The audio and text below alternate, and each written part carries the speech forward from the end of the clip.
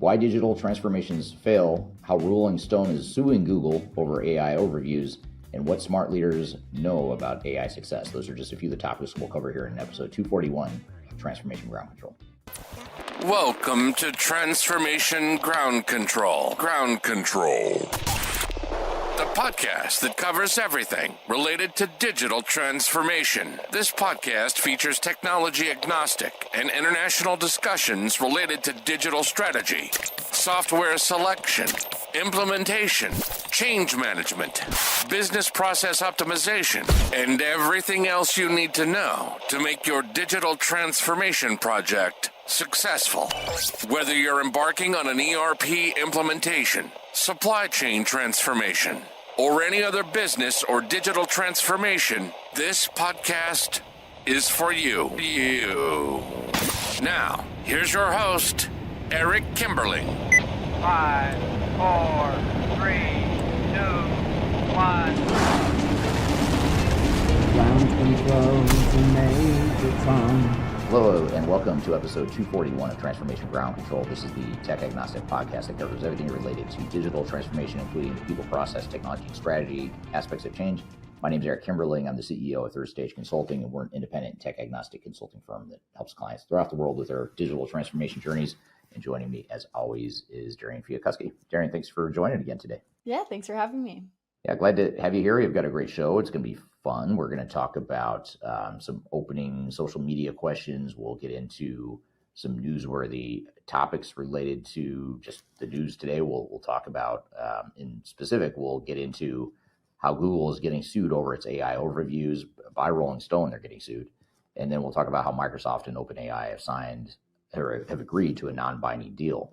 And then later in the show, we're going to dive into some root causes and case studies of why digital transformations fail. So we'll get into, I think, 4 or 5 different case studies from my new book called Welcome to the Jungle, which you can find on Amazon, and you can also find it via the links below. So be sure to order that. You can use the links below to find that. But we're going to talk about some of the use cases or case studies from the book. We'll also talk about some of the lessons from the book, just to give you a teaser or a flavor of what you can find in that book. And then later, after that discussion, we are going to get into what smart leaders know about AI. So we've got a lot to cover here today. But before we get into some of our other topics, what are some of the social media questions we've received here recently, Darian? Yeah, so this first question today is, how could GLAPAR be considered obsolete when enterprises are still relying on ERP apps like inventory control, receivables, and payroll processing? Yeah, it's a good question. And if you're not familiar with that acronym, it's GL is General Ledger, AP is Accounts Payable, AR is Accounts Receivable. So it's the 3 of the core functions within an accounting department. And I don't think GLAD or GLARPR, whatever the acronym is, but I know what it is. I just always screw up the acronym. None of those things are out of date. GLAPAR are not out of date or obsolete. It's more a question of, are the systems supporting them becoming obsolete? I think that's the bigger question that I often ask or wonder. And so the question then is, well, is ERP the right mechanism to be supporting that? Do we need fully integrated inventory management within a single ERP system to be able to provide, invoice processing and receivable processing and all that stuff? Obviously, it all has to tie together. The data has to flow across workflows and systems, but my question is, do we need a full-blown massive ERP system to provide relatively foundational, basic types of accounting needs like GL, APAR? So that'd be my point, is more around the technology potentially being obsolete, not necessarily the functions themselves. Yeah, definitely. Our next question today is, if you're going to use an SI for digital transformation or SAP implementation, what are some examples of important questions to ask when you're selecting an SI? Yeah, good question. I mean, I think you have a combination of hard and soft types of things you want to evaluate. On the hard skill side of things, it's, how many of your people are certified, how many of them have actually implemented S4HANA in particular, because you'll find a lot of consultants out there that maybe have implemented ECC or one of the older versions of SAP, but at this point, that doesn't matter. What matters is, do they have experience with S4HANA in implementing it? You also want to know, I would get into not only their S4HANA experience, but I'd also try to understand their experience with whatever type or version of S/4HANA you're implementing. So if you're private cloud, for example, or public cloud, make sure that they have experience with that you have core team members that the SI is providing that has experience with the specific deployment model, because they do look a lot different. And there's a lot of trade-offs and tough decisions that need to be made based on whether you're private or public cloud for S/4HANA, or if you're on premise, that's okay too. But especially if you're public cloud, you want to make sure you have someone who knows that product, because there's less flexibility there and it's harder to bridge the gap between what S/4HANA public cloud can do versus what you might need as a business. So those are some of the hard skills I'd look at when choosing an SAP system integrator. The other more soft skills I would look at is mainly cultural fit. Is this a good fit for your organization? Not just in terms of the individuals that are on the project. Are they people that,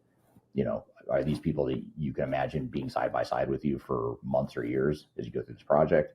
Are they people you enjoy being around? Because if you don't, it's going to be a long grind, more than it already is going to be if you don't like the people you're with. But beyond just the people, though, the people on the team, by the way, I would say make sure you know who the team members are, not the person selling you the solution, but the actual doers, the people that are actually going to be doing the work. Make sure you meet them, feel comfortable with them. But I also look at the culture of the company itself, the SI itself. Are they looking down on you because you should be lucky to have them as your partner, or are they someone that's going to truly be a partner and work side by side with you, rather than the more call it the more arrogant approach to system integration and technical implementations? Because in the SAP space and even other ERP ecosystems, some of these bigger consulting firms and system integrators can be egotistical, in a way that can be difficult to work with, and they aren't a true partner necessarily. And so you want to make sure you know who it is, the type of company you're working with, and make sure it's a good fit for what you need as an organization. Yeah, so our first article today is super interesting, actually. It's talking about AI and Google search and all the different things that are kind of going on with that right now. So Penske Media Corporation, which owns Rolling Stone, Billboard, The Hollywood Reporter, and others, has filed an antitrust lawsuit against Google in federal court in Washington, D.C. PMC alleges that Google's AI overviews feature improperly uses in its journalism without permission, reducing web traffic and hurting its revenue. The key takeaways here from PMC are they claim that Google conditions being included in search results on allowing use of content for AI overviews. Otherwise, publishers risk having their context excluded. Traffic and revenue drop. So PMC says that 20% of Google searches that link to its sites now show AI overviews, and that its affiliate revenue has dropped more than 1/3 from its peak in 2024 due to the reduced referral traffic. It's the first among US major publishers. So this is the first time that a large US publisher has sued Google over the AI overview summaries that appear on the top of search results. And Google's response is they defend AI overviews, saying that they improve our user experience and help users discover more content. Google argues that summaries drive traffic to a broader variety of sites. So Eric, with all of this that you're kind of finding out now, how should publishers protect their content rights in the era of AI generated summaries and search features? I know we have ChatGPT, a lot of other things going on. Is there certain content rights or different things like that you can think of that will help protect them? I don't know that we have an answer to that, or that I certainly don't have an answer to that, because I think it's something that needs to be worked out in the court systems. And we had Marcus Harris, who's an attorney, was on this podcast, or he's been on the podcast several times, but the last time he was on, we were talking about that exact topic, the intellectual property side of it. Who owns the intellectual property if Google or ChatGPT or an AI model learns from someone else's content? How much, what rights do the original authors have over that content? And that's all stuff that still has to be worked out. I think we're many years away from having that get resolved, especially internationally in different court systems, because you might end up with different answers in different court systems, which is going to make it even more confusing, because you're probably not going to have the same answer to that question globally. It's going to be a different answer probably in different parts of the world. So I think that's going to be the real challenge and the real interesting thing. You do have to wonder, though, is if you're Rolling Stone or if you're one of these traditional media outlets, you do have to ask yourself, should we be wasting our time suing to protect a dying business model?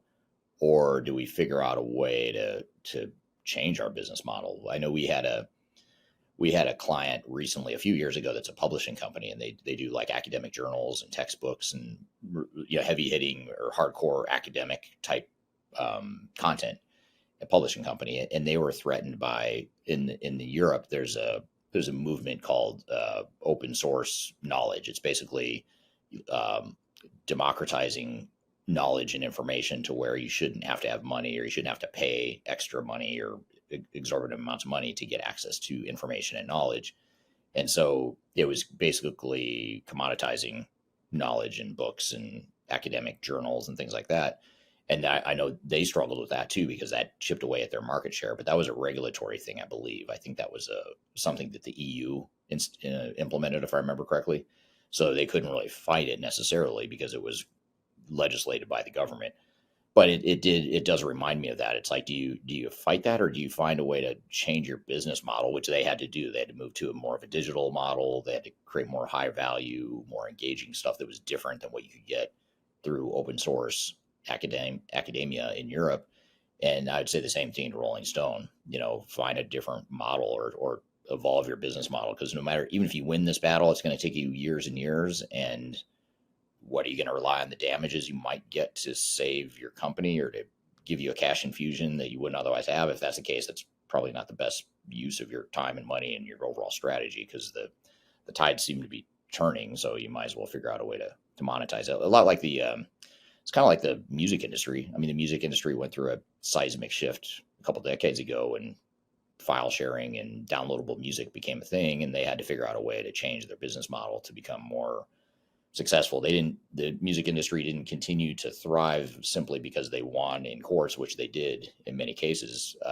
That's not why they're still thriving today. It's because they changed their business model to make money in the new economy, the new way of distributing music. And I think that's the way Rolling Stone needs to look at it. I just can't think of a much more of an outdated model than what traditional print media has right now. For sure. And one question kind of on like the user side of me and you, if we're searching something on Google, how can users be educated about the distinction between AI summaries and original content, and why following links to the source still matters, or does it matter in that case? Yeah, I think it does matter. I mean, you think about how often we Google something because we want a simple answer, and that's fine. You can get the AI summary for that. But if you want a deeper dive understanding, then you're going to want to click through to the source content, or to the source material, because stuff gets lost in translation. AI still is summarizing or paraphrasing what you said. They're not going to give you word for word verbatim what you published. So if you want to hear it from the horse's mouth, so to speak, there's still something to be said for that human touch, or that human knowledge that AI doesn't have. And I know for us, like at Third Stage, we publish a lot of print stuff still. We still do blogs in addition to videos and social media posts and whatnot. And you and others on our marketing team have pointed out that our web traffic that originates from ChatGPT and AI models is actually increasing quite a bit, but our web traffic from traditional Google search is going down. And so, we can either pay, like I know Google would want you to pay for more pay-per-click on the organics, or on the normal search, but that's a dying model too, it seems. I mean, I could be wrong, but we have to keep an eye on that. But I think it is an opportunity to get, AI does give you an opportunity to get in front of more people, because now more people are using AI than we're using Google, or at least more consistently, for some of the heavy hitting or deeper research that people want to do. So I think it is an opportunity to get in front of more people and to get more visibility for your brand with AI or ChatGPT. For sure. I mean, everybody's still searching different things, right?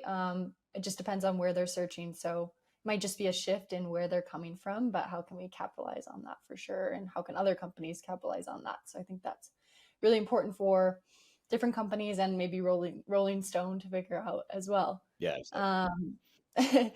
So for our next article today, it is a very interesting one. It talks more about, speaking of ChatGPT, talks more about OpenAI and ChatGPT. So what's happening is Microsoft and OpenAI have agreed to a non-binding deal that would allow OpenAI to restructure itself into a for-profit company.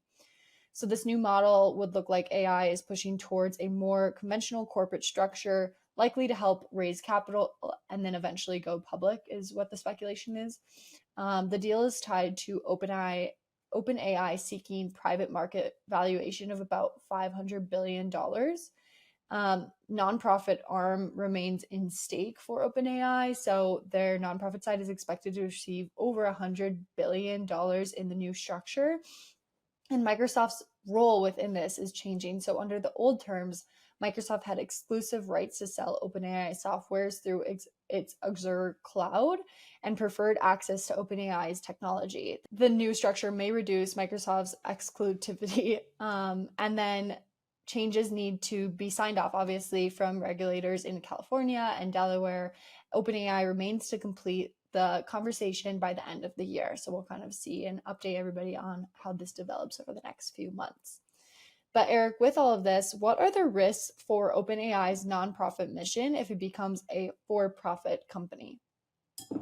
Yeah, I actually watched or listened to a podcast. I can't remember the name of it, but it's about OpenAI and the evolution of the company and how Sam Altman started it and the unusual, non-traditional governance structure that they have in place, where I think the board is non for profit, but the company itself is for profit, or maybe it's the other way around. But they've always had this conflict as a company, like from their start. They've had a bit of a conflict behind, are they there to make money, or are they there to provide more social good, or whatever you want to call it? Although some would argue it's not providing social good, but that's a whole nother conversation for another time. So I think they've got to figure out what they want to be. I mean, in some ways it has sort of worked that they've balanced the two, or they've had the tension between for profit and not for profit. It's probably helped them have a more balanced view of, yeah, we want to be, we want to provide societal good, but we also have to make money. So it's probably good that they're trying to do both, but I imagine the conflicts behind the scenes are pretty significant, because at some point you have to decide which is going to be more important, because you're going to have to make more of a trade-off than you might want otherwise. So I don't know. I've never heard of that sort of corporate structure before, that sort of corporate governance structure before, where there's both not for profit and for profit motives that are in conflict with one another. Normally I would see misalignment like that, or competing goals, as a negative thing. But in this case, it maybe with where they are and the maturity of the product, it's a good thing, because it's helped it get to the point where it has reached scale economically, but it's also still reliable.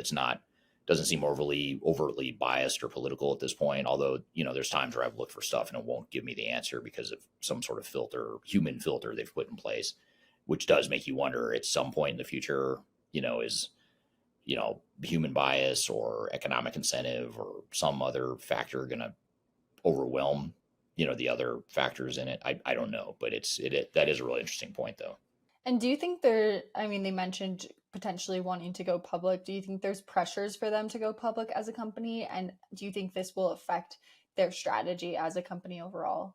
Yeah, I don't know if there's pressure for them to go public. I think there's an opportunity. There's a lot of opportunity there. I think if they do go public, or when they do, assuming they do, they are going to do well, because everyone wants to cash in on the AI trend.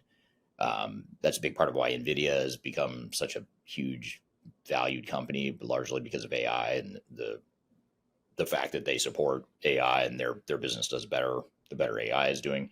I imagine ChatGPT being the leader really in consumer-based AI, at least. And even on the business side too, a lot of AI tools are using ChatGPT behind the scenes. So I imagine their prominence in the AI space would give them a huge valuation. So I could see why there's pressure for them to go public, because investors probably want it. The bankers want it. I imagine the founders of the company probably want it too, to some degree. So there's a lot of people with a lot to gain by that IPO going well. Yeah, absolutely. Well, super interesting. We'll definitely follow that throughout the rest of this year and see if they kind of end that conversation like they said they're hoping to by the end of the year, and keep everybody updated on this podcast. Yeah, absolutely. Those are good topics, good food for thought. It's fun to watch how fast all this is all changing, and all the new curveballs we get in this industry with no clear answers in some cases. So I'd love to hear from the audience what they think about the OpenAI thing, and whether or not an IPO for-profit approach is a good thing, or whether that's going to create more problems than it solves. I'd love to hear the audience's thoughts on that too. So we're going to shift gears though. When we come back, we're going to take a quick break. When we come back, I'm going to talk about why digital transformations fail. More specifically, I'm going to share some of the summarized thoughts or topics from my new book called Welcome to the Jungle that was just released. It is available now. You can order an electronic copy or physical hard copies wherever in the world we are. So be sure to check it out on Amazon. There's also a link to the book below, but we're going to talk about some of the lessons and findings from that book here in just a moment. And then later in the show, we'll continue the thread about AI when we talk about why smart business leaders, or what smart business leaders know about AI success and some of the lessons you can take away from that. So we're going to cover all that and more when we come back from a quick break. We'll be right back with more Transformation Ground Control. I met her in a club down in Old Soho, where you drink champagne and it tastes like Coca-Cola. I'm excited to announce the release of our 2025 Digital Transformation Report. It's available now on the Third Stage Consulting website, www.thirdstage-consulting.com. This report gives you an unbiased, technology-agnostic insight to help you optimize your organization's projects for success. Get your copy today using the QR code in front of me or on our website. Are you looking for ways to promote your product or service to enterprise technology decision makers and influencers throughout the world, like the ones who listen to this podcast? Major Tom Productions creates media, events, and influencer marketing for B2B technology providers. Our productions are exciting, educational, disruptive, and effective. Most importantly, they create results. Our content is unlike any other in this industry, engaging, influential, and trusted by technology buyers and influencers throughout the world. Each month, our productions reach hundreds of thousands of targeted buyers and decision makers who trust and engage with our honest and tech-agnostic content.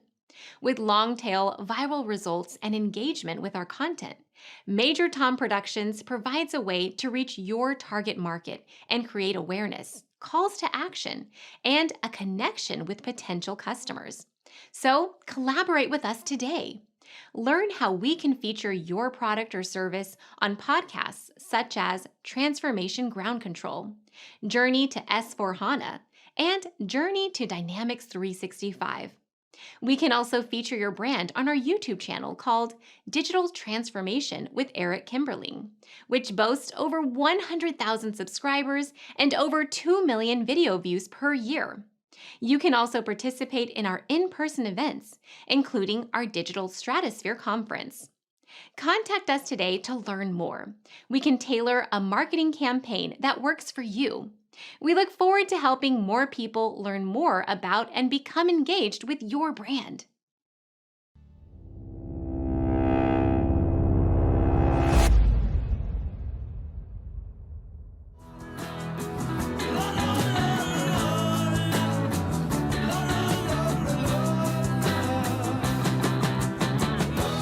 Hello, welcome back to Transformation Ground Control, episode number 241. My name is Eric Kimberling here at Darian Chwialkowski. You can find new episodes of this show every Wednesday by going to transformationgroundcontrol.com. This show is sponsored by Third Stage Consulting, which is an independent tech-agnostic consulting firm that helps clients throughout the world with their digital transformation journeys, and it's produced by Major Tom Productions. So if you'd like to collaborate with us on this podcast or other content that we produce, feel free to reach out to us. We've included contact information below for sponsorship and collaboration opportunities. So I want to shift gears a bit here and talk about my new book. So I have a new book coming out that just came out, I should say, that is called Welcome to the Jungle. And it is available now on Amazon. You can get an electronic copy on Kindle or whatever ebook reader you prefer. You can also get hard copies of it shipped to you anywhere in the world. So be sure to check that out. We've included a link to the book below. But what I want to do today is talk about some of the lessons from the book. And in the book, there's a lot that we cover in terms of case studies of failures, but more importantly, or just as importantly, we talk about why those projects failed and what you can do differently to avoid some of the chaos and the disruption caused by failed implementations. You know, one thing that I struggled with after I wrote my last book was called The Final Countdown. It was about digital strategy and how to manage digital transformations. One thing I noticed about that book, even though I am proud of it, it's my first book, I'll always be proud of it, but I felt like it was a bit too academic and theoretical. So I wanted to write a book that was more case study driven, giving specific examples, talking about specific projects and failure points. And so that was really the premise of wanting to write this book, was not only to make it more case study driven and make it more relatable and more tangible, but also to talk more about failures and the root causes of failure. So rather than talking about academic theoretic stuff, or rather than talking about something very specific to digital transformation, like change management or good project management, how important that can be to a project, I didn't want to focus just on one discipline within digital transformation. I wanted to talk about what are the root causes of failures when companies struggle with their implementations. And there's plenty of data out there, plenty of studies out there that confirm and validate that most digital transformation projects fail. In fact, the numbers have been pretty steady over the last couple decades, right at anywhere from 70 or 80% or more. Whether you look at Gartner, McKinsey, Bain, any of those big consulting and analyst firms that study these sorts of projects, they'll consistently tell you that most of these projects fail. And in fact, when you look at AI initiatives, I've seen even higher numbers, as high as 95% of AI initiatives failing. And you think, well, AI has so much potential, there's so much hype around it, how could it possibly fail? And why are companies struggling so much? And the good news, bad news is it's nothing different than they've struggled with for the last couple of decades. If I look at the failure points that organizations have been struggling with since I started my career, it's a lot of the same mistakes, a lot of the same patterns that we're starting to see over the years, or that we're continuing to see over the years as organizations continue to make the same sorts of mistakes. And so that's what we want to talk about here today, is dive into a few case studies from the book, Welcome to the Jungle, which again, if you're just joining now, you can scan this QR code right here and you can access that book. You can pre-order it. It's going to be released in just a few days on the 28th of September. So you can pre-order. You can also get a paper copy and hardcover copy as of the 28th when it's released. So be sure to check that out. But we're going to talk today about some of the highlights from the book, some of the case studies and some of the findings from the book. I want to summarize for you what is in that book. But before I jump in here, even further than I already have, I'd love to hear where in the world you're joining from today. So whatever city and country you're joining from, love to hear your feedback. So please drop in the chat what city and country are you joining from. I'm keeping an eye on the chat here. I'm going to take your questions too. So any questions you have, please feel free to chime in and drop those in the chat. I'm watching it across all the major platforms here. So love to hear your feedback. And in addition to letting me know what city and country you're joining from, if you don't mind, just drop in the chat. Let me know what you think the number one cause of failure is. What have you seen to be the biggest problem in these sorts of digital transformations? Or if you've never been through one, or you haven't really experienced the pain of one, what do you think the biggest problem would be, or the biggest challenge would be for digital transformations? I'd love to hear your feedback. So drop that in the chat as well, if you don't mind. City and country you're joining from, as well as letting me know what some of the biggest challenges are that you're facing. So I talked about a little bit about why I wrote the book, and it really was intended to help leaders survive and thrive in what is typically a chaotic environment. So when organizations go through these sorts of projects, they're always going to be disruptive. They're always going to be somewhat messy, somewhat chaotic. But I think organizations create a lot of self-inflicted harm that doesn't need to be as complicated as it is.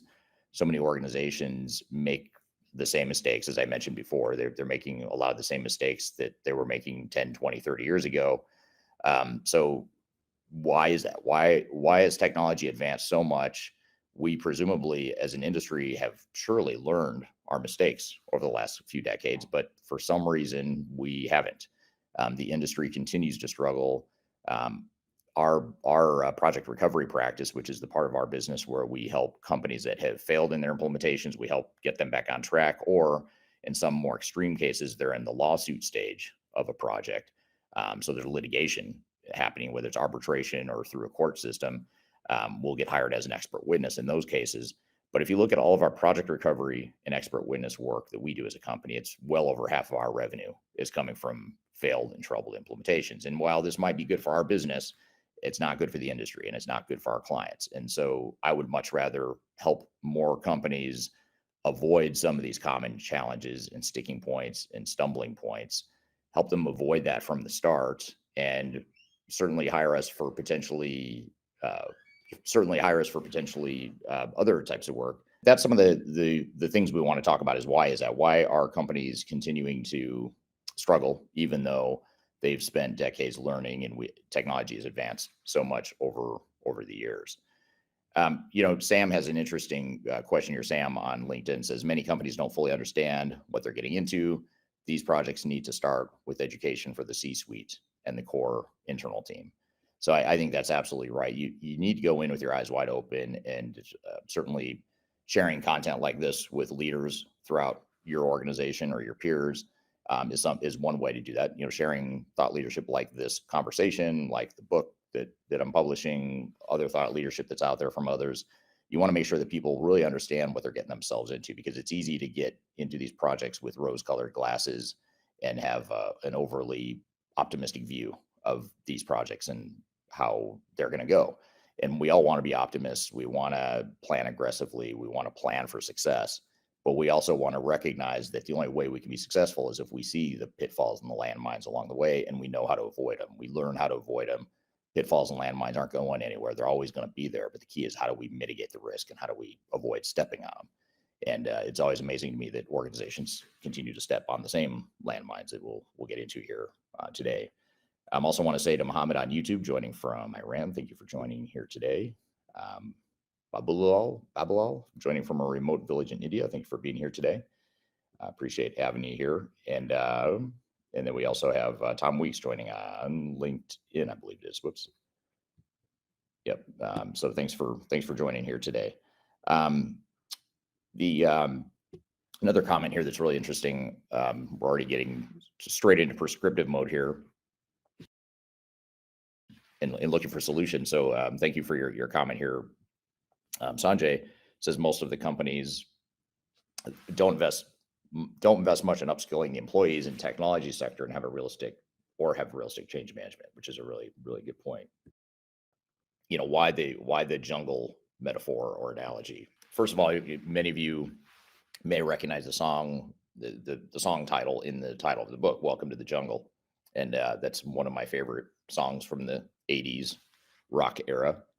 And I also think that it's a great analogy for digital transformations, because companies are going through a jungle. There's a lot of chaos. There's a lot of risk. There's a lot of surprises, a lot of things that can derail you if you aren't prepared for it.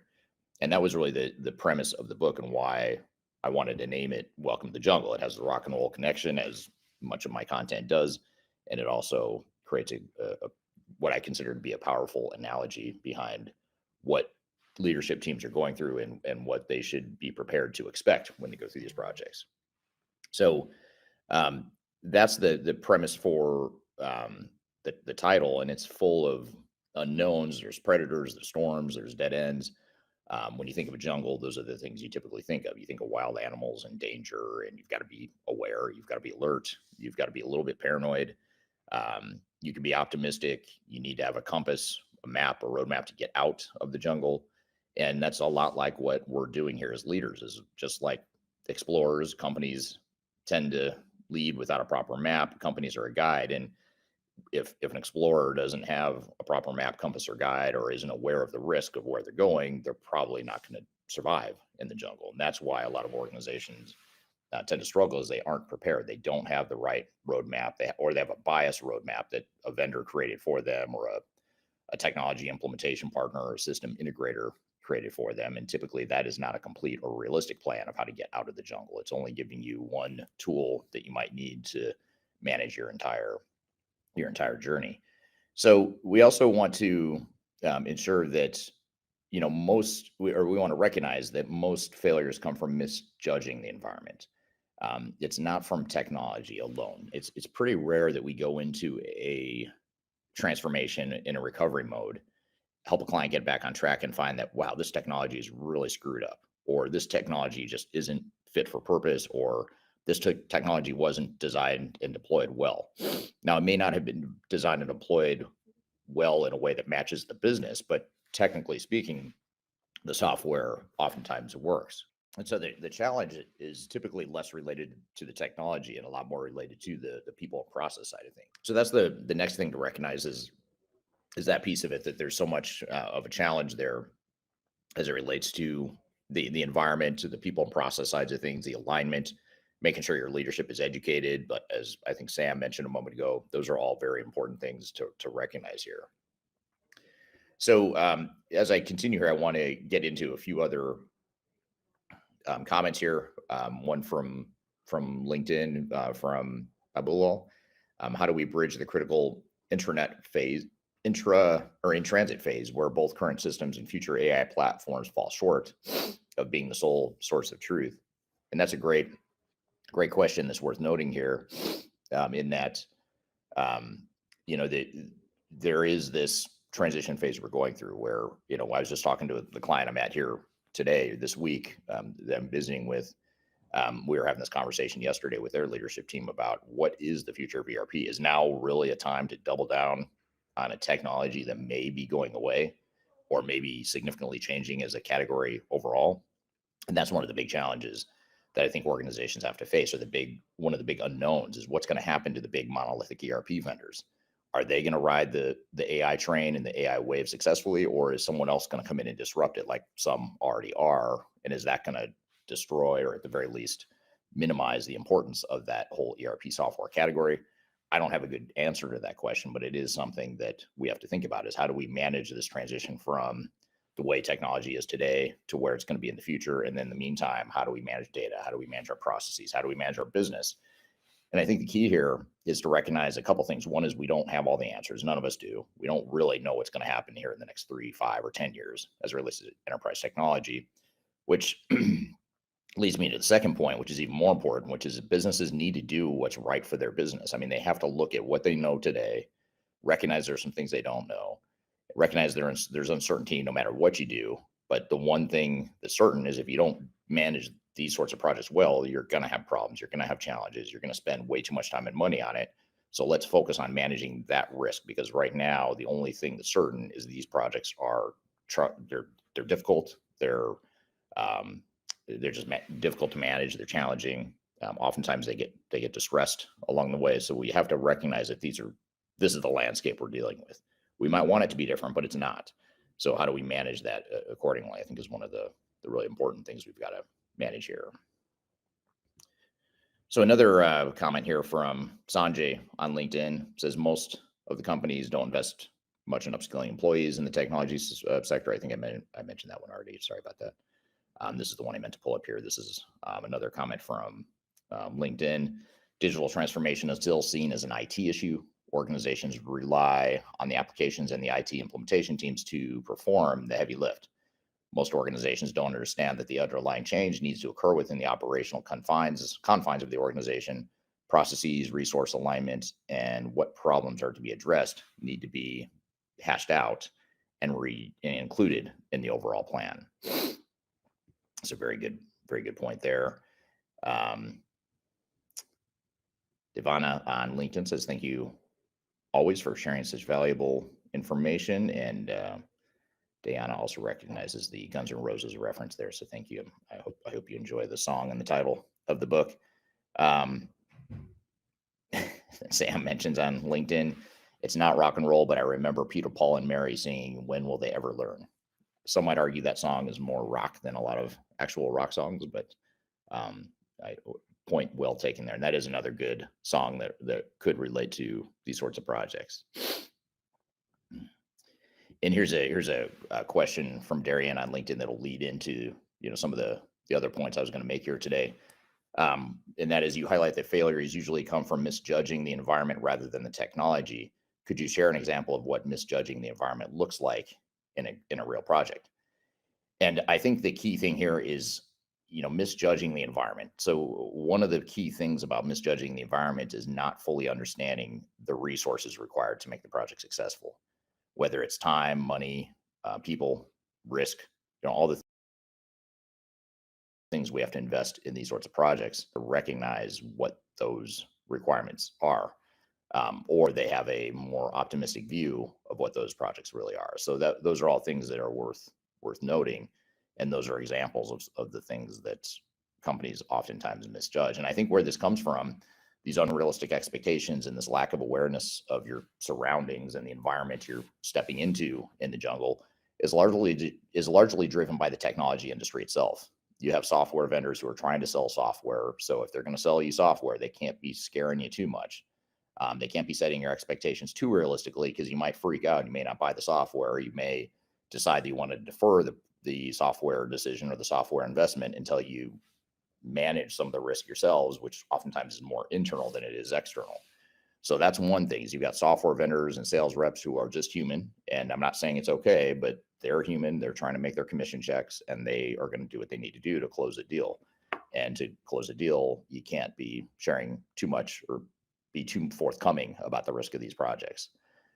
You had to insult to injury by throwing in the system integrators and the technology implementers, these partners of the software vendors who are heavily compensated, measured, and incentivized to sell as much software as possible, and to ensure that the client implements as many modules, as many subscriptions of the software as possible. That's their job, and that's their myopic focus. So they're going to go in with blinders to figure out a way to help you implement technology in a way that takes full advantage of the potential that you might invest in. So I think those are the big things right there. Is you have an entire industry that is wired around mismanaging expectations, not intentionally. No one had a master plan back in the day of, hey, let's mislead all the customers that are about to buy technology. But given human behavior from sales reps, from the software vendors, and over optimism from leaders, and a lack of understanding of knowing any better from the implementers, the buyers of technology, the ones that are actually going to implement the technology. You combine all those factors and you get a perfect storm of mismanaged expectations. And then you add another layer, which is now you've got industry analysts and consultants that are paid by the software vendors to put out positive messaging related to technology. And now all of a sudden we're super excited about AI and all these cool, sexy technologies, but we're not thinking about risk, because risk is not nearly as cool to think about. It's not nearly as fun to think about it as thinking about AI and AI agents and predictive analytics and automation and all this cool stuff that could really transform our businesses if we do it right. So we're going to tend to gravitate to the shiny object. We're not going to gravitate to the stuff that isn't so shiny or fun, which unfortunately is risk management, project planning, strategy, that sort of thing. Although I think this stuff's cool. Most people don't. Some might call me strange or weird because I like that stuff, but most don't. Most are going to gravitate toward the technology. So great questions there. Thank you for that. And in just a moment, by the way, I'm going to have this awkward moment where I have to get up and move to another room. So I guess you could see maybe behind the scenes of trying to do a podcast on the road in gypsy style. That's what you'll get to see here today. So I apologize. In a few minutes here, I'm going to be walking, and we'll probably have a quick break as I switch rooms here because I am going to get kicked out of the room I'm in right now. So, I want to get into a couple case studies around the jungle. And this is something that I cover in the book. There's a lot of case studies that are peppered throughout the entire book. And I do hope you enjoy it. I hope you read it.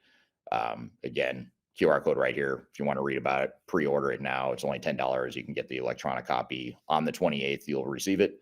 Or if you order on the 28th, you can also order the hardcover or paper back version of the book. So, and you can order it wherever in the world you are. You don't have to be in the US where I am. You can be anywhere in the world and order the book electronically or the physical version of it. But some of the case studies we talk about, there's a few in particular. One is that I talk about a lot in my YouTube channel and LinkedIn newsletters and whatnot. In fact, I just posted something today on LinkedIn about this, or reposted, I should say, a newsletter I wrote a few months ago about Lidl, which had a $600 million SAP failure. They went to implement SAP S/4HANA. They scrapped the project after spending 600 million euros 500 million euros, which is closer to 600 million US dollars on the project.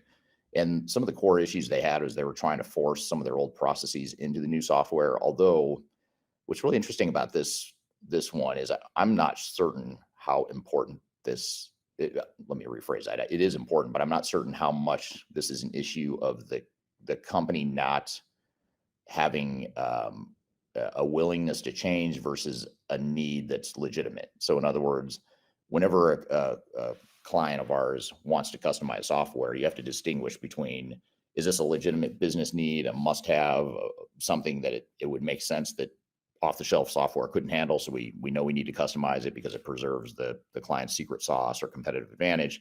But then there's other types of customization requests where it's like, well, yeah, maybe it doesn't look the same as your old legacy processes, but you don't necessarily need those old legacy processes. You could change and be fine and not lose any real advantage you have as a company. And it's usually not one answer or the other, but each process, each decision typically falls into one of those buckets. And a lot of companies have they struggle with how to navigate that and make the right decision around, is this a real business need? Is this a real thing that we do need to customize, or are we just being resistant to change? Software vendors will typically tell companies, which I don't agree with this, but they'll typically tell them, hey, you're just resisting change. We have best practices in our software. Sometimes that's true. Sometimes there is best practice in the software, if you want to call it that, even though I don't enjoy that term. I think it's misleading, but that is a term that's often used in our industry. So clients or software vendors will oftentimes be dismissive of areas of competitive strength and just say, hey, just do what our software does despite its limitations, because that is what we would consider best practice. However, you have to look at this as a business and say, well, that's not best practice for us necessarily. There could be some things that, yes, if it's accounts payable related, for example, and we're going to pay our vendors, a certain way, do we really need to redesign that process? Probably not. But if it's something customer facing, or it's an area of strength that you have as an organization, you're able to ship product faster than other organizations, you're able to provide services faster. If it's something related to that and the software is actually slowing you down off the shelf, then yeah, maybe you do need to customize the software or change it or tailor it in a way that fits what you want your business to look like. And again, it's not just one answer or the other for all your processes. Every process decision is going to fall into different buckets potentially.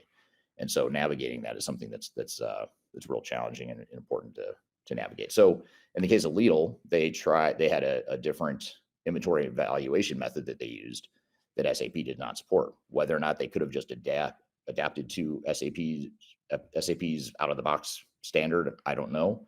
But for whatever reason, they viewed inventory evaluation and the way they handled inventory evaluation, they viewed that as important.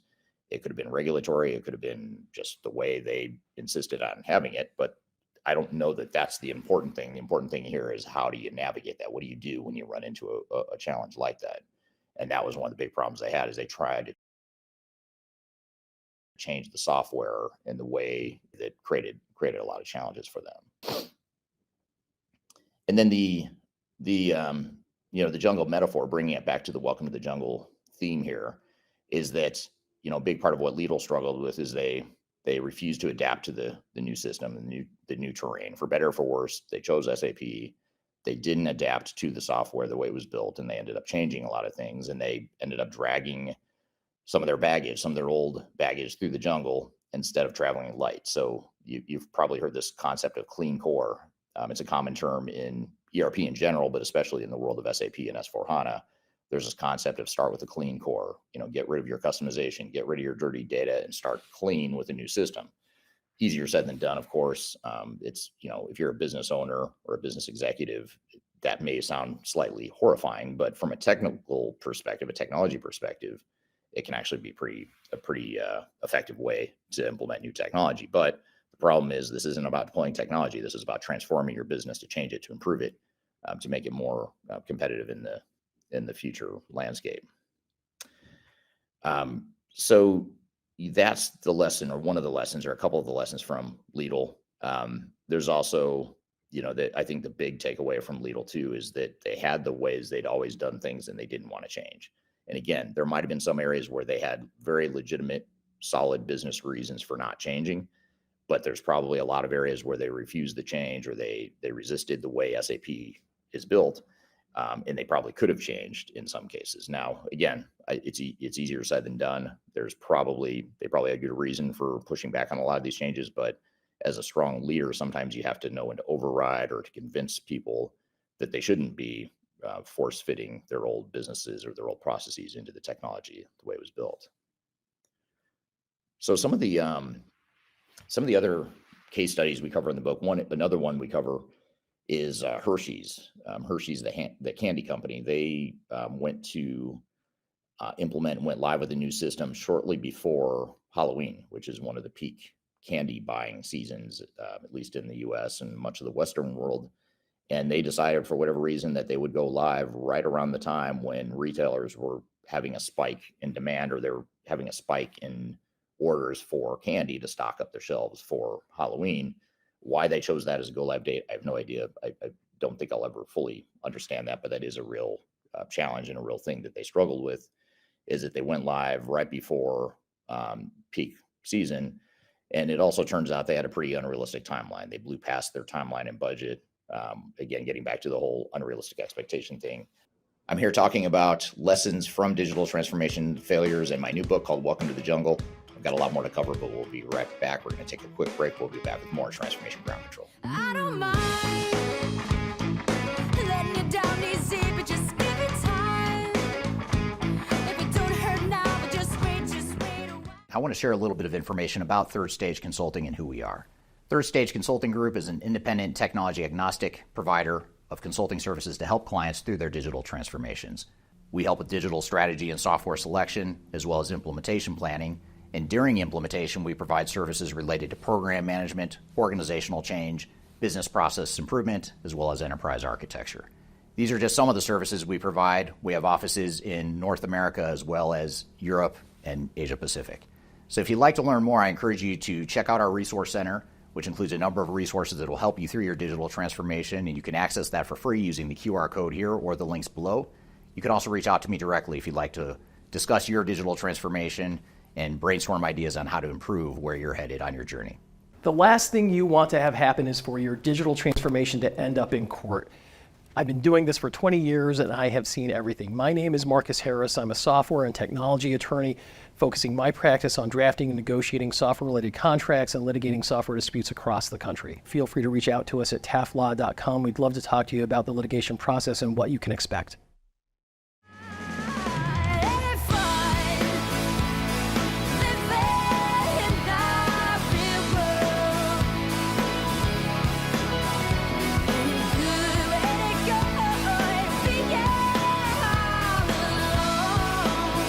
Hello, welcome back to Transformation Ground Control, episode number 241. My name is Eric Kimberling here with Darian Chwialkowski. You can find new episodes of this show every Wednesday by going to transformationgroundcontrol.com. We're here having a conversation about my new book called Welcome to the Jungle, and more specifically, we're talking about why digital transformations fail and some of the lessons from that book. There's also another one that's a little bit more recent than Hershey's. Hershey's, by the way, was back in the late 90s, so that was about 25 years ago. But the reason in this book I pull so many different case studies from different eras in time, different types of technologies, is because you see that the patterns can repeat themselves regardless of time and place, regardless of technology, regardless of geography or location of an organization. You tend to find that these patterns repeat themselves, and that's one of the big challenges that I see in this industry. Is it doesn't seem like we've adequately learned from our mistakes to be able to avoid some of these challenges that organizations are facing. So another more recent one, that was 1999 with Hershey's. Another more recent case study in the book that's also more of a public sector example. We have a lot of case studies around the private sector and the public sector in the book. But one of the big profile case studies in the public sector is Birmingham City Council in the UK. And also somewhat related to that is Cook County in the US. So you've got Birmingham City Council in the UK, Cook County in the US. Both of these case studies we unpack in detail, but just for brevity purposes, I'll lump them together here today because they are very similar. And in both cases with Birmingham and Cook County, these are multi-million-dollar overruns. They didn't have a clear strategy and governance, and there were lawsuits in both cases. In fact, I believe Cook County is taking legal action right now against their software vendor. In fact, I was just recently interviewed on broadcast news in the US to discuss that particular case study and helping them recognize and understand and unpack why Cook County is struggling in their implementations. It was also interesting in the news segment too that I was interviewed for. It wasn't about technology or systems necessarily. It was more about how the failure is affecting citizens, which I thought was really interesting because a lot of times in these projects, it's easy to think that, okay, yeah, we've got to worry about ourselves and make sure that our core team is taken care of. We need to make sure that employees aren't too stressed out or too burned out from the changes or too disrupted by the changes. But you also have customers and citizens that are affected. And for a government entity, there's a lot at stake. If you're in healthcare, there's a lot at stake. If you're in any sort of nonprofit or purpose-driven organization, faith-based organization, that sort of thing, you're going to have more disruption to more people than just your own internal team. And your own internal team should be enough to motivate you, but for some organizations, the stakes are even higher because the work that they do as an organization has wide-ranging consequences and impacts on people. And that was certainly the case with government, or that is the case with government examples like Birmingham City and Cook County. And so they didn't have the right alignment and oversight. So they let these projects spiral out of control. And you think about all the collateral damage from that. Employees get stressed out.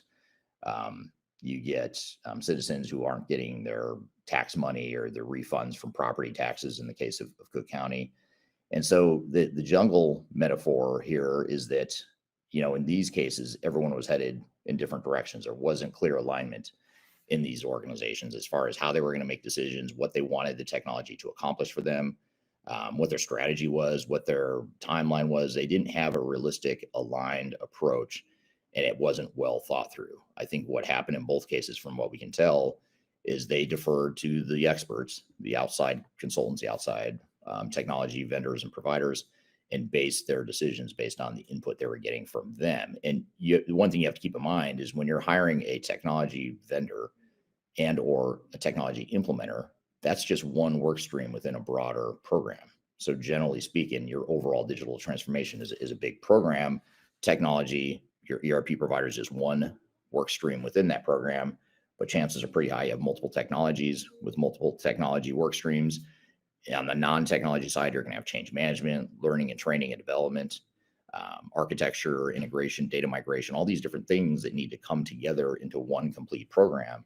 But when you go to a vendor, you're getting one work stream within an entire program. You're not getting the entire program, and someone needs to manage that entire program. And that someone is typically you, the leadership of the organization.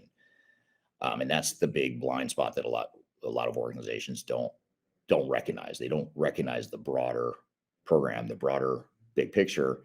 And it's a lot like, I try to equate it to another analogy or metaphor, which is if you were to build a house, let's just say you want to have a nice 2-story house with running water.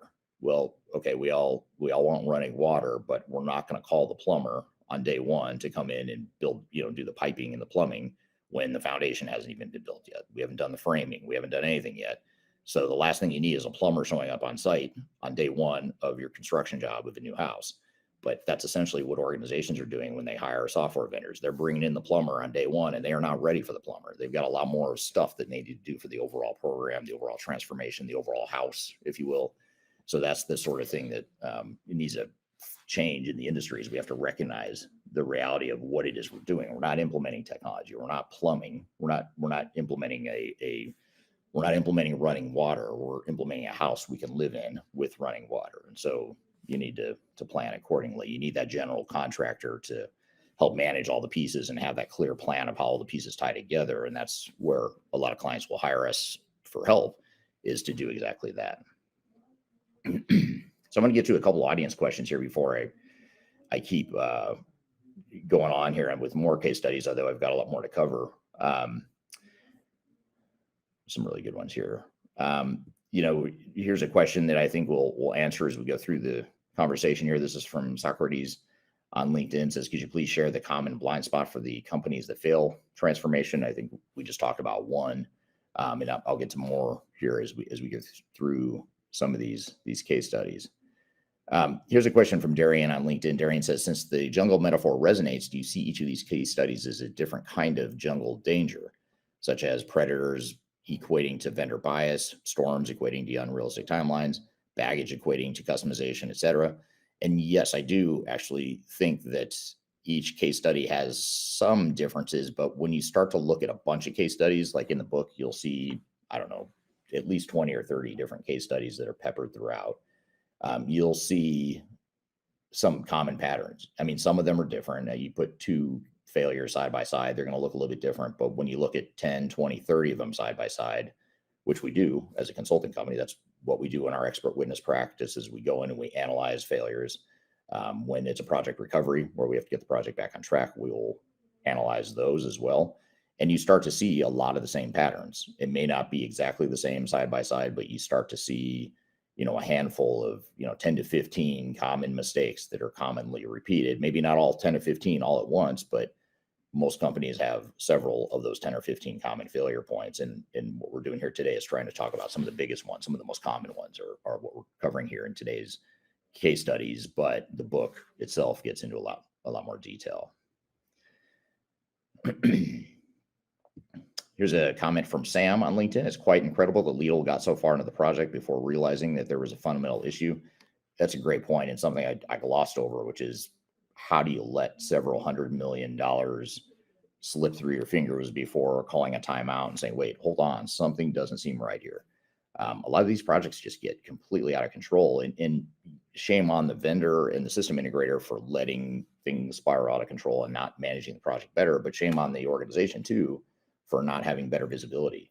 I always equate these sorts of projects or contrast them to big capital investments that companies might make in other areas, like building a new factory, or if they were to go do a big acquisition, they're going to acquire another company. They would do tons of due diligence, tons of planning. They would dive in and they would try to uncover every nook and cranny of understanding where the risk is, what they're getting themselves into. If they're building a factory, they're definitely not going to let it go 5-10 times over budget, 5 or 10 times past the timeline. They just wouldn't let it happen.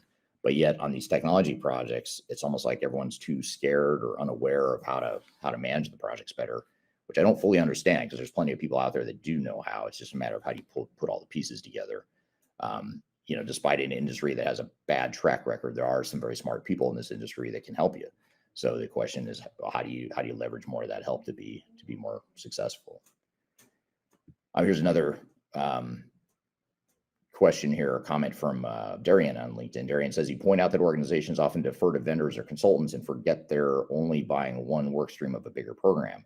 If you're advising leadership teams, what's the simplest way to keep that general contractor mindset front and center? That's a great question, because I'd say the biggest way to do this is to remember that it's your project, right? It's not your vendors, it's not your consultants, it's not your system integrator or technology implementer. It's your project. You're the one that has to make sure this is successful.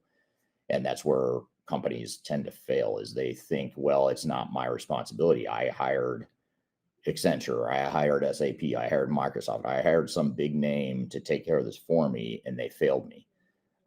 And that's a cop-out, to be honest. I mean, if I'm just being candid, that's not a good excuse. I mean, if you hire an employee who's awful and is sabotaging your business, maybe they're stealing from you, I don't know, they're doing some terrible stuff in your organization, you're probably not just going to stand by and let them do it because you're not the expert of what that employee knows or does. So you're just going to let it ride. It just wouldn't fly. So why are you letting it fly with a technology project? And that's where I get frustrated sometimes with buyers in the industry, is because ultimately, just like any big business decision or investment or risk that you take on as a business, you have to manage that risk, and you have to ultimately be the one that pivots, that changes strategy, changes course when they need to, swaps out resources if you need to. That's up to you to do. If you need to bring in third-party independent tech agnostic support, for example, you can go hire a company like ours, like Third Stage, to come help. You don't need approval or even buy-in from your other contractors. You don't need someone who's going to be threatened by the fact that someone's going to come in and hold them to be accountable and help manage them better than they can manage themselves. That's you, the business, that are going to live with the consequences. It's your checkbook, it's your time, it's your resources. You need to make sure you manage it. And Sam on LinkedIn just said it much better than I just did, much more concisely. There's a difference between delegation and abdication, which is a great line of thought. I love that line of thought. There's a book out there called E-Myth Revisited, I think it's called. It's about scaling businesses. And they talk a lot about this exact point here, which is you can delegate, but you can't completely abdicate responsibility. You're still responsible, just like you're responsible for your employees. You delegate to them, but you are responsible if they do something. You might have to fire that person. You might have to hold them accountable, but it's ultimately on you to make the decision you need to make to manage that. And that's a really important, well said point, Sam. So thank you for that. I'm going to get into just one more case study here in the interest of time. And then I want to get into some of the common themes that we see across all these different case studies, and some of the case studies we've talked about here today, and a lot of the case studies we haven't talked about. So One last case study, though, before I get to that, is an organization called SAAQ, which is in Quebec, Canada, in the province of Quebec in Canada. There is something called SAAQ, which is their motor vehicle authority, and it's a French phrase. I took 2 years of French in high school, just enough to be dangerous. I'm not going to try and pronounce it, but SAAQ is a French term that essentially means it's the society, I think Society for Automotive something in Quebec. And it's essentially where you go to get your car registered, pay your taxes for your car and all that stuff. So they recently had an implementation that got really interesting and really dramatic, I'd say. They not only had a failure that was over $1 billion Canadian dollars of implement, and I did say 1 billion with a B, not an M, with a B. They spent 1.1 billion Canadian dollars, and it left citizens unable to renew their licenses. It caused a ton of chaos. And some of the root causes of what happened with them was that they had inadequate change management training. They didn't really address the people side of the equation. And it was a lot like, going back to the jungle metaphor, it was a lot like sending your people into the jungle without any preparation or training, without a compass, without a roadmap, without survival tools. You're sending them out into the jungle without supporting them when you don't invest in change management, training, and adoption to the degree that you would need to. So that's, an important takeaway here is that change management is absolutely critical. It was certainly critical here with SAAQ. And you want to make sure you don't underestimate that human side. Training and communication is just part of that too, by the way. It's not just taking your boilerplate off the shelf, generic training materials that your vendor provides you and rolling it out to your employees. You've got to tailor that for your workflows, the way you've configured the software. You've got to tailor it for your specific language and way of communicating with customers and amongst yourselves internally. And so that takes a lot of work, and that's just on the training side.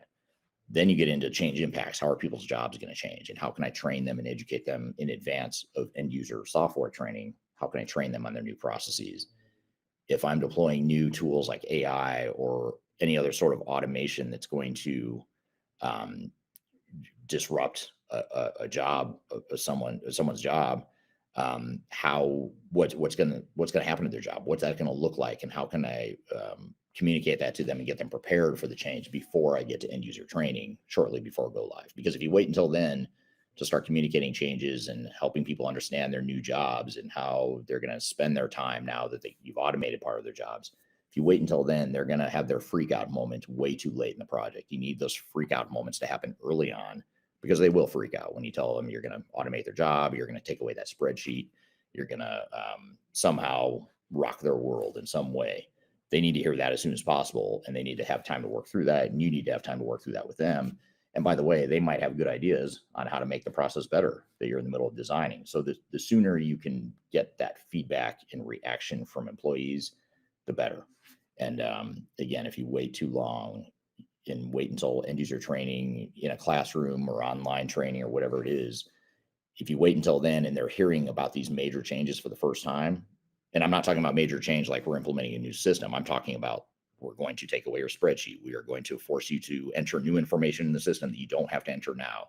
Or we are going to force you to have more visibility into more processes, and you're going to analyze more data using these tools. All that is stuff that is going to have a lot of questions, a lot of concern, and you've got to work through that as early as possible in the process.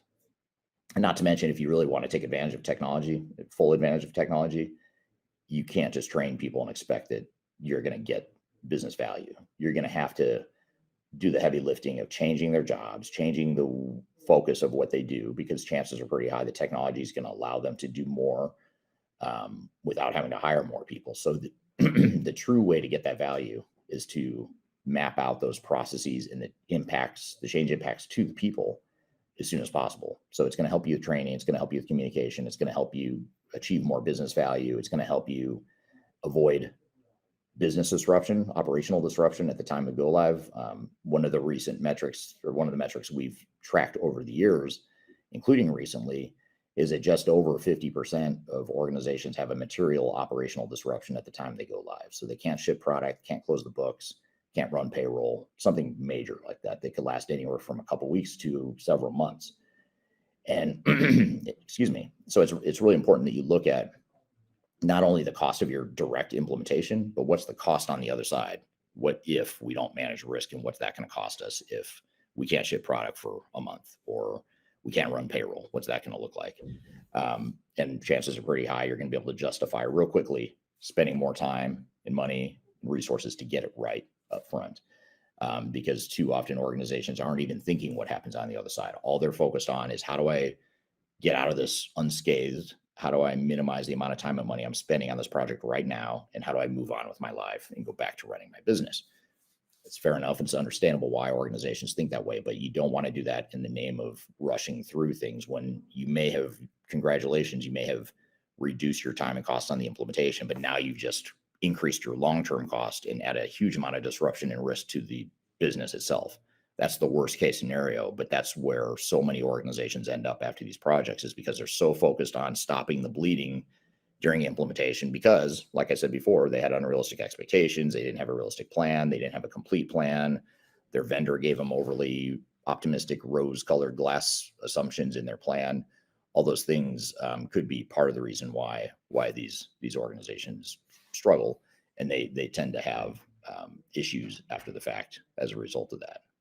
So that's those are the case studies there, and I want to get now into just a few of the lessons here in just a moment. But first, I'll get to a couple questions here. Sanjay on LinkedIn says, "How do you see AI going to change the way business processes work?" And I think that's a great question that a lot of organizations haven't thought about, including organizations that are marching down the path of AI. They haven't thought through how they want AI to change their business. They're waiting for a software vendor to give them a tool that will show them what to do, but a lot of times they haven't thought through it enough to say, you know what, if we were to pick one area, here's an area of our business where agentic AI or generative AI might help us tremendously. It might add a huge amount of value to our customers, might make our employee jobs a lot easier. So let's just start there and let's figure out a way we can use AI in these areas. And the good thing about AI is it's almost like you have unlimited creativity in how you can use technology.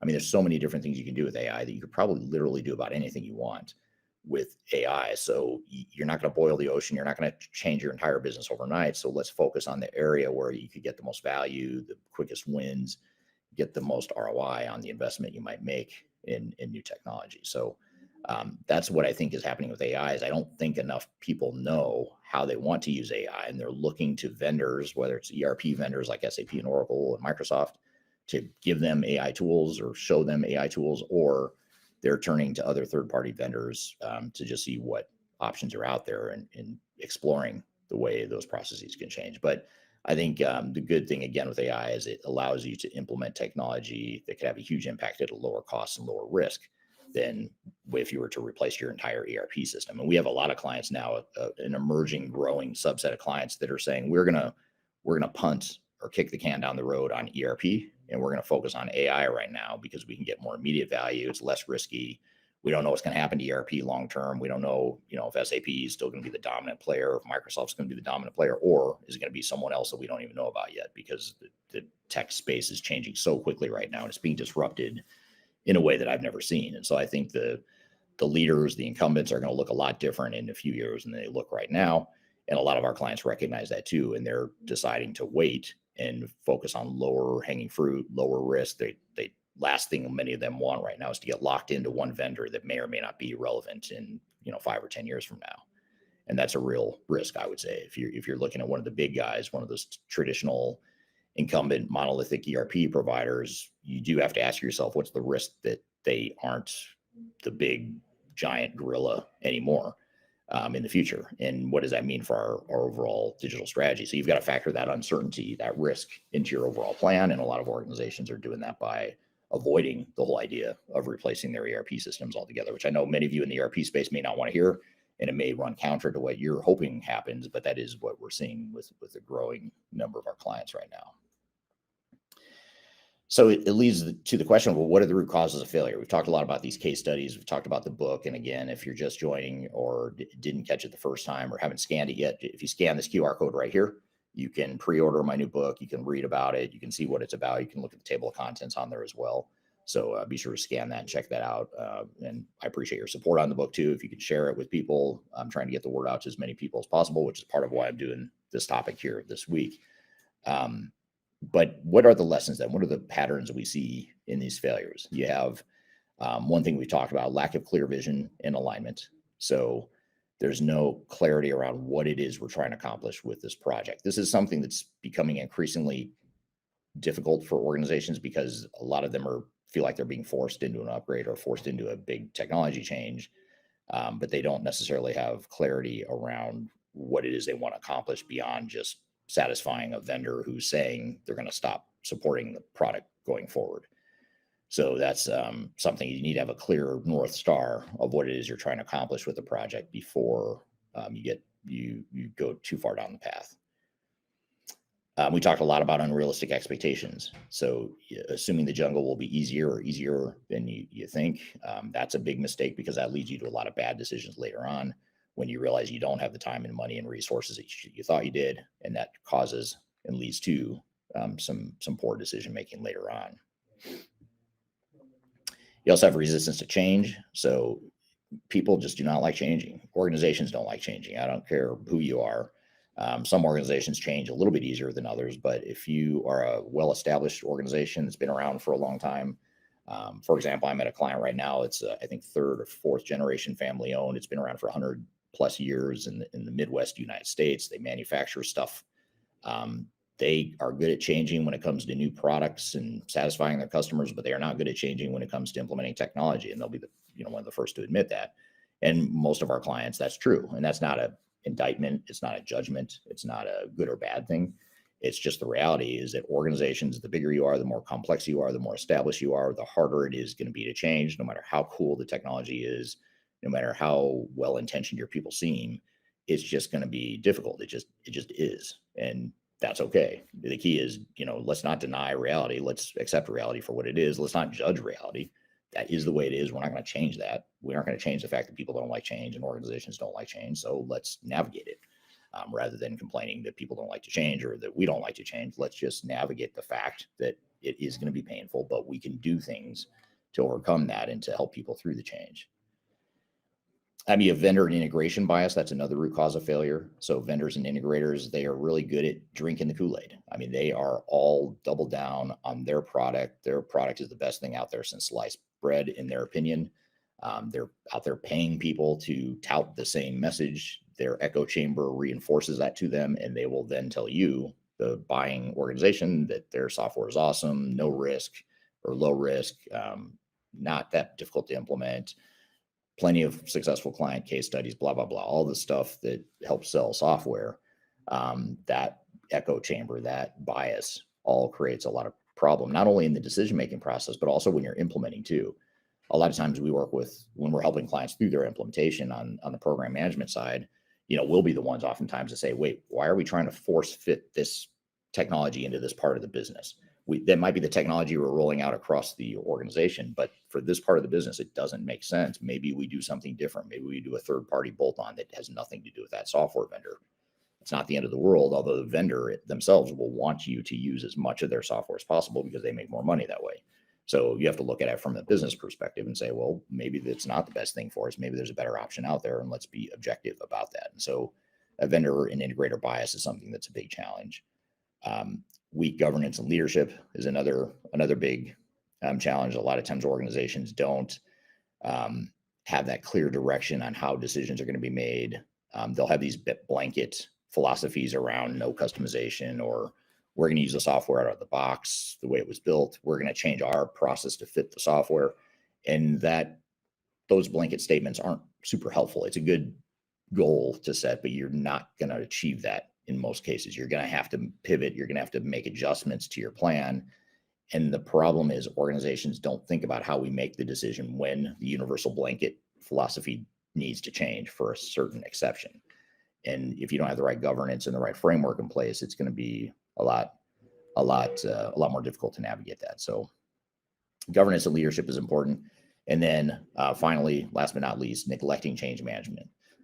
Organizations that neglect change management, they forget that people have to adapt. They have to learn the new processes, the new way of working, the new technologies, the new job roles and responsibilities. All that stuff becomes super important as you go through these projects. And yet so many organizations don't have that clarity. They don't take the time to define what their processes are going to be, how jobs are going to change, what they want their future state to be, what they want to be when they grow up. All that stuff oftentimes doesn't materialize the way they would like or hope.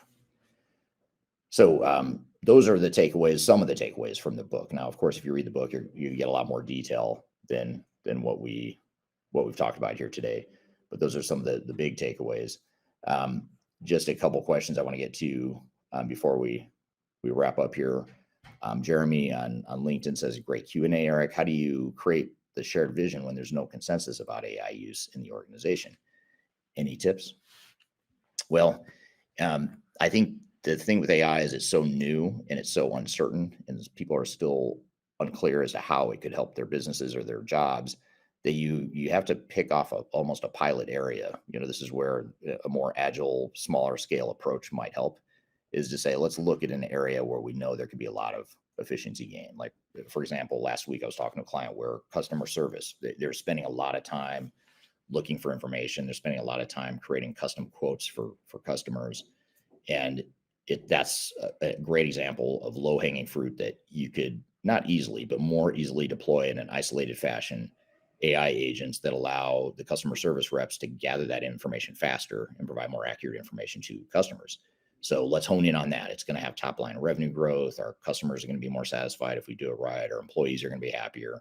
So we know there's a huge amount of upside potential here. We know it's not going to be easy, but we know it's something we can isolate to the customer service group without having to rip out our entire back office systems across the company.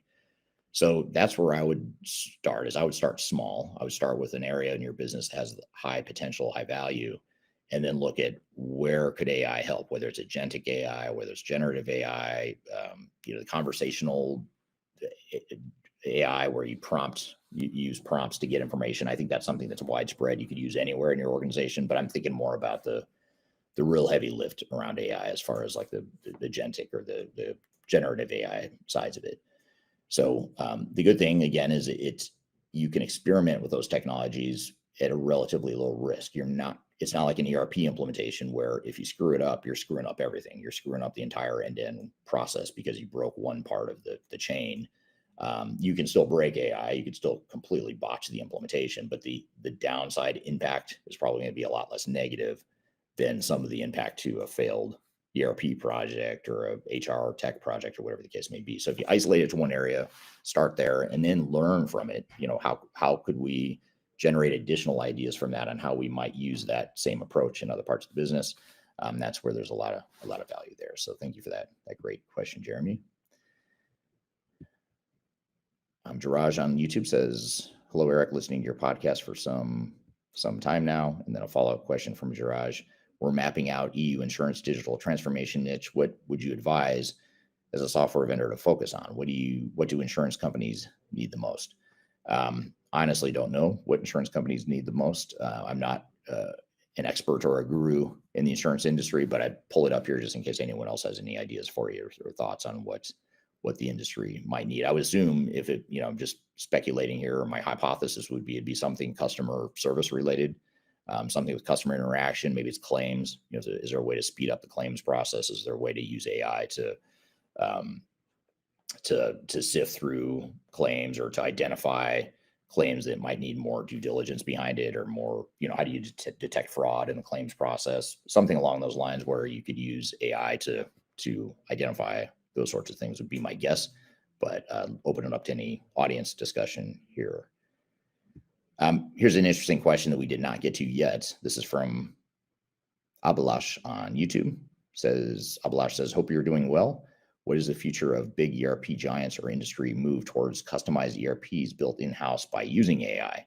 This is a huge question. I think it's a really good one. I don't know. I think there's something here. I think you're identifying a movement that will likely happen in the industry. I think it's going to take some time for companies to get comfortable with this idea, but I do think it's something that will have merit longer term, because as organizations realize, wait a minute, I don't need to go pay all this money to get locked into a vendor who has the right to increase prices whenever they want. They have a right to do reviews or audits of my usage of the software. They might charge me more there. If I, God forbid, decide I want to move to a different software vendor someday, that's going to be a huge pain, and I'm locked in. And in some cases, the vendor is going to cut off support, or they're going to force me into a cloud situation I may or may not want, that sort of thing. So I think as organizations realize, wow, I don't have to be stiff-armed by the software vendors. I could create my own, especially if I've got parts of my business that are super niche or super secret sauce types processes where it's our differentiator, it's our competitive advantage, it's why we are successful. Why not create an asset that you own, that you could have on your balance sheet that it adds to the value of the company? To me, that is not a terrible idea. Again, the traditional way of thinking would be, well, why would you do that? You could just use off-the-shelf software. Yeah, you could use off-the-shelf software maybe for some of your basic, more vanilla processes, but why not build your own for part of your business that's super unique, or make it harder to replicate for a competitor? If your ERP vendor provides the capabilities, or you just conform to your ERP vendor, you're conforming to average, you're conforming to the rest of the industry. And most businesses don't want, at least in the for-profit private sector, they don't want to be average. They don't want to conform to the industry. They want to be different. They want to beat their competition. They want to do better. And so why not use IT as a competitive differentiator? You look at companies like, if you look at Walmart, if you look at Netflix, Amazon, look at some of these companies that have used technology to totally change their business over the last few decades. Let's use those three examples: Walmart, Amazon. I forgot the other one I mentioned. Lyft is another one, Lyft or Uber. These companies did not grow and succeed and become unicorns in their industries by using commercial off-the-shelf software. In some cases, they might be using it in parts of their business, but they didn't do it by using SAP or Microsoft or something. They built their own software that's super hard to replicate, that gave them a unique business model, a competitive advantage. So the question is, do you have parts of your business that you could do a similar strategy, and could you use AI to help you do that faster?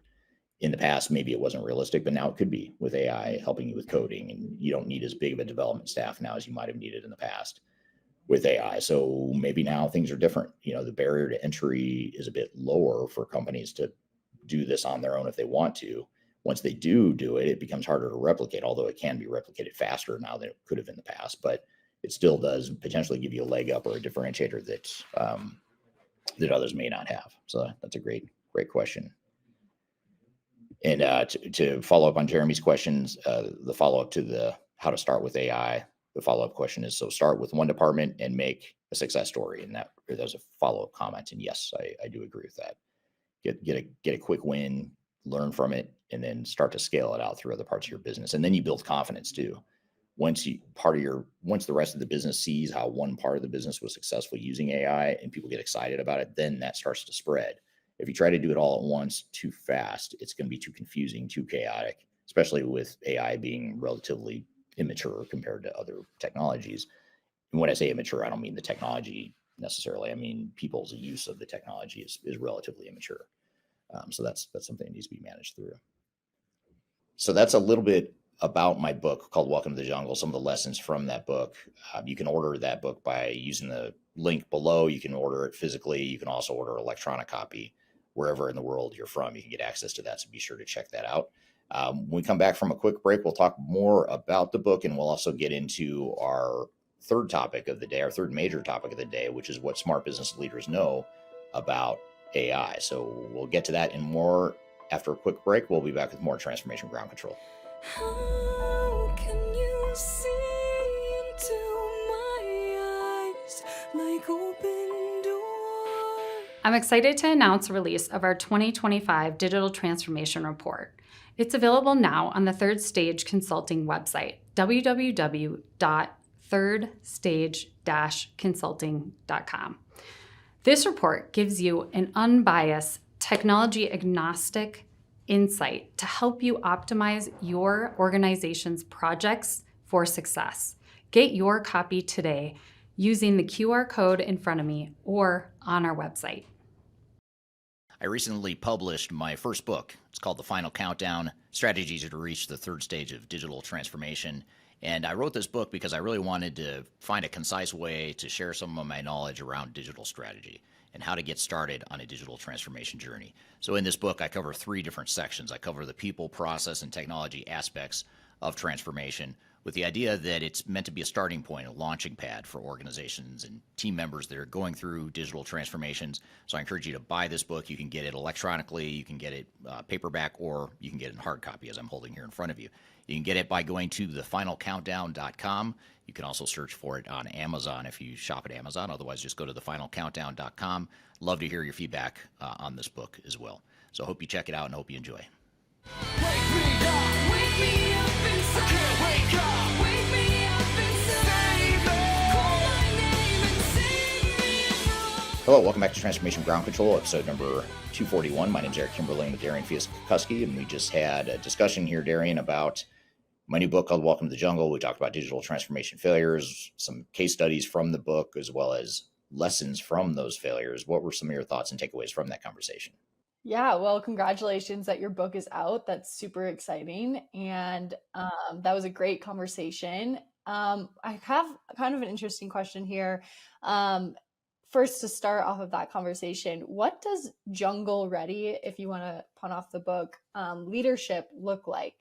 I think jungle ready leadership is when you look around at your organization and you can see and anticipate the risks and the potential failure points. And I don't mean just, we'll fail if we can't ship product, or we'll fail if we go over budget. That is true, but I mean more specific risk, like things around, our sales group has really struggled with change in the past. They're very manual.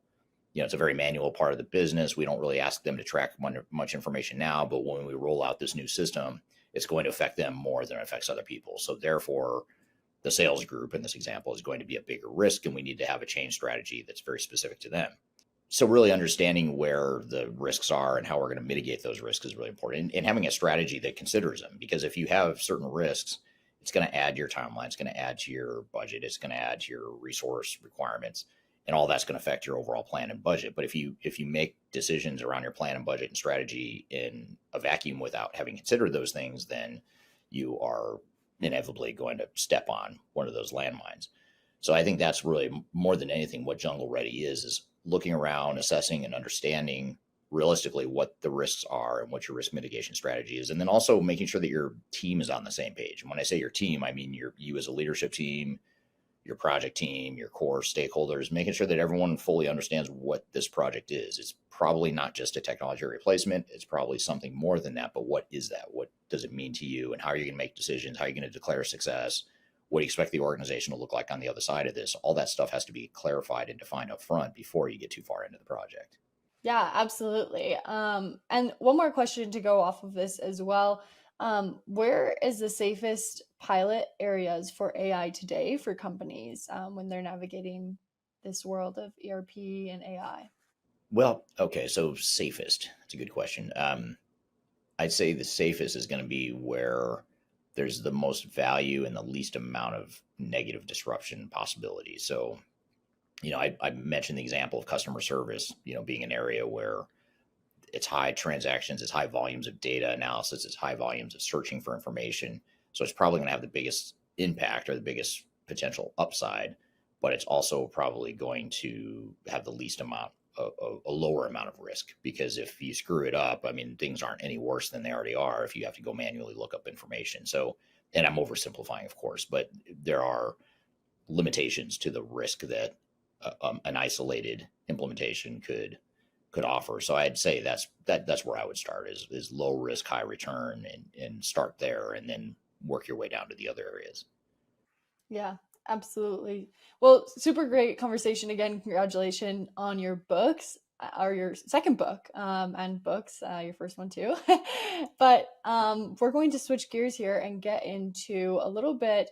We're going to play a video from you in the past, speaking of AI, about AI strategies for leaders.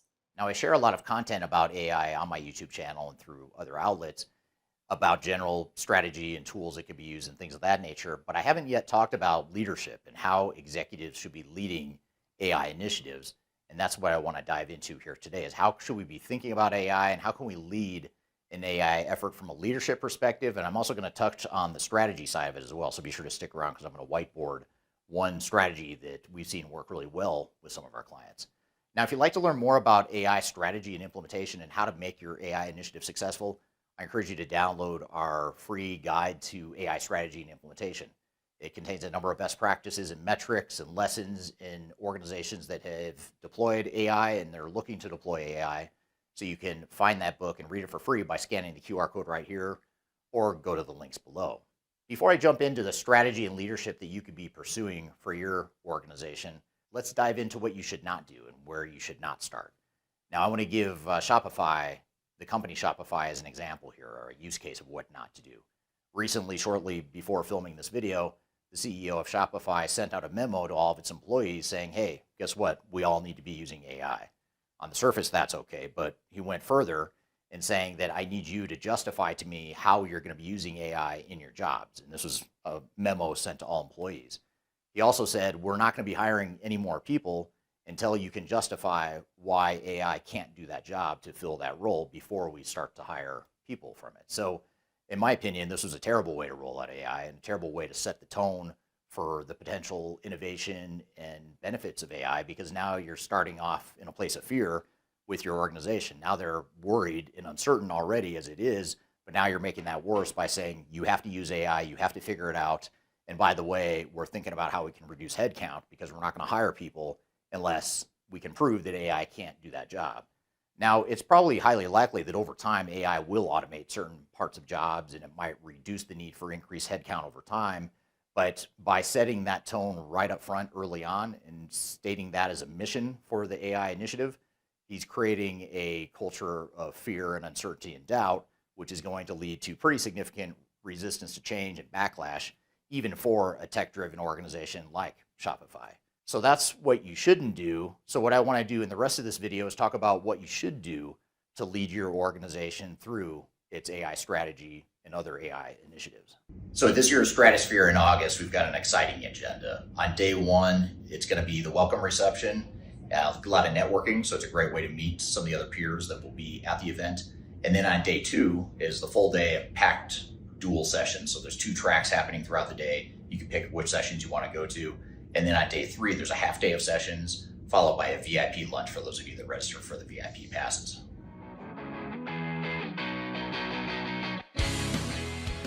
The first thing you can do to be successful with your AI initiative is to start small. Because I don't know about you, but when I think about AI and all the different ways it could be used within our business and within our clients' businesses, it's overwhelming. There's just so many different ways you could be using AI. There's endless and infinite possibilities on how you could be using AI within your organization. And so what you need to do is not try to boil the ocean and not try to get overwhelmed from day one, and instead start small. Start with little mini use cases of how the organization could be using AI. Now, taking this sort of a bottoms-up approach can be really powerful, but also unclear to an executive who's trying to lead an AI initiative. So let me illustrate for you what I mean by this. So at the top of the organization, you have executives and all the executive functions that go along with that. And then the typical org chart is just going to have multiple different divisions and departments and locations and work groups and all that good stuff. So these are all these different parts of your business. And rather than taking a top-down approach, what we'd say is you want to take more of a bottoms-up approach to pilot and start small. And when I say pilot and start small, what I would suggest is that you pick off people from either multiple areas, or even if you want to focus on one area of your business, find a small part of that department and let that small work group figure out how they think they could be using AI within their day-to-day work. And so you might have, hundreds or thousands of people in each of these boxes here, but you might pick off just a couple people throughout that are focused on AI and just trying to experiment essentially with AI and the tool sets that are available. And by the way, you don't need to go out and buy and procure super fancy AI technologies for this. Many of you probably already have tools you could start with. If you use Microsoft Office 365, you probably have access to Copilot, or at the very least, you probably have the option to get ChatGPT for your enterprise. So there's a lot of different tools out there that you could get for pretty low cost without a big, massive implementation, and you can let people start playing with it, not putting it into production yet, not actually using it for day-to-day work, but just testing and trying different ways of using AI within their individual business processes. So starting small is something that can make it a lot less overwhelming than looking at this entire universe of what you could be using AI for. Instead, you can start with these small little use cases. Some are going to fail, and that's okay, and you have to be comfortable with that. And some are going to succeed wildly, and some are going to be moderate successes that you may deprioritize based on the results. So the idea here, though, is that if we truly want to leverage the power of AI, we need to leverage the power of the people we have and make them part of the solution, because that will help address the change resistance and the fear, uncertainty, and doubt that comes along with AI that I mentioned earlier in this video. And it'll also give you better ideas than you as an executive might ever come up with on your own. Most executives don't know all these granular business processes and workflows. They don't fully understand how AI could be used to automate some of these business processes and workflows. So allowing your people to go through that process and figure out that stuff on their own is something that could be very powerful. And this is where we get involved with clients a lot, is we'll actually start up here and look at what the strategy is for the organization, but then we'll go down to more of an agile approach to AI and start to work with these end users and employees to help them figure out and brainstorm ways that they could be using AI to improve their business processes. So if we start small, pilot something, test things out, that's one of the first steps to a successful AI leadership effort.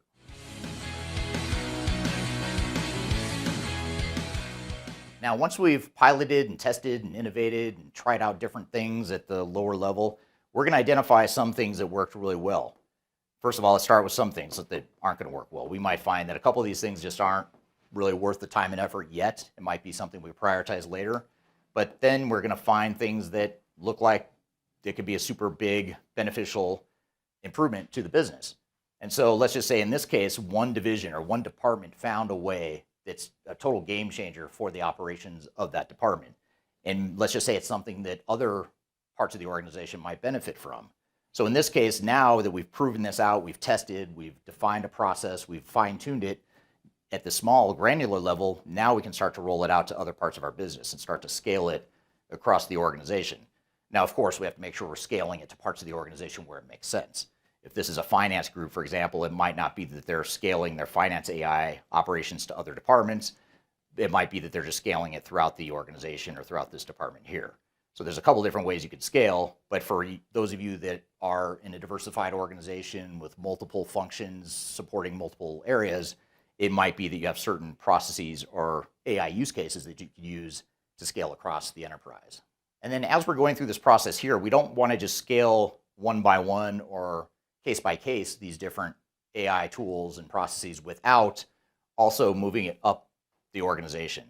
And what I mean by this is if you have a business process center of excellence, this is an easy way to scale or to leverage the learnings at the lower level up to this business process center of excellence. Or if you don't have a standalone business process team or department within your organization, you could create one, even if it's a part-time role or a part-time function, or even if it's something like a company like ours at Third Stage Consulting can help with. This is a way we help our clients, is to really look at what are the success stories down here and how can we capture that as sort of a playbook for how we're going to use AI going forward.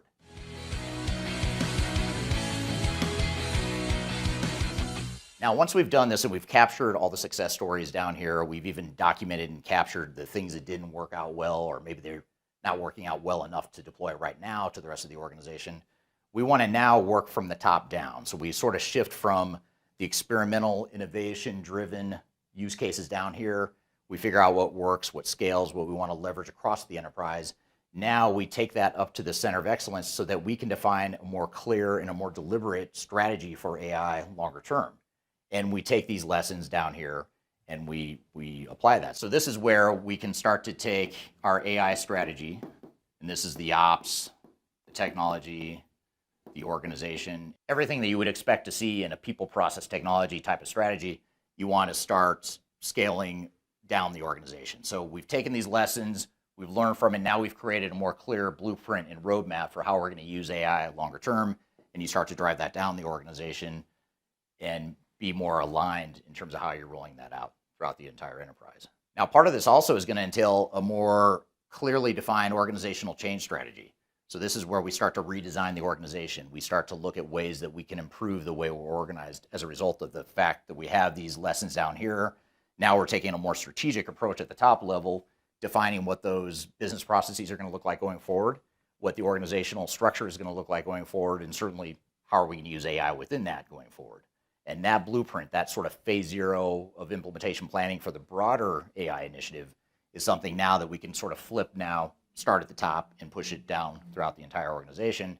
So then as we grow, we go acquire other companies, we merge with another company, we've got a clear playbook or a blueprint for what our processes and tool sets are going to look like and how we're going to be organized. Now, funny thing here, it's not just AI where you'd want to do this, it's any sort of technology initiative, but we're here talking about AI, so I'll focus on how we do that within the context of AI. So that was our video called AI Strategies for Leaders. What were some of your thoughts and takeaways from that video, Darian?